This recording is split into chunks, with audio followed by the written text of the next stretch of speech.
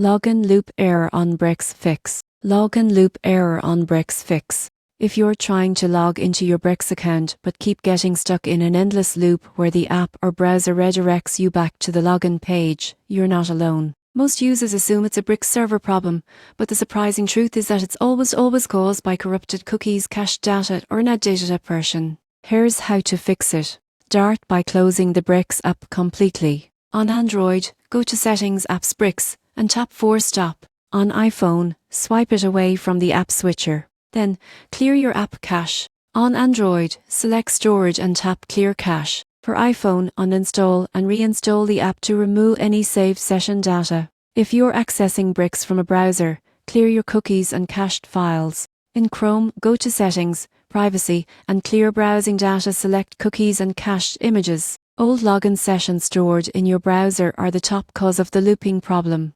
Next, update your app.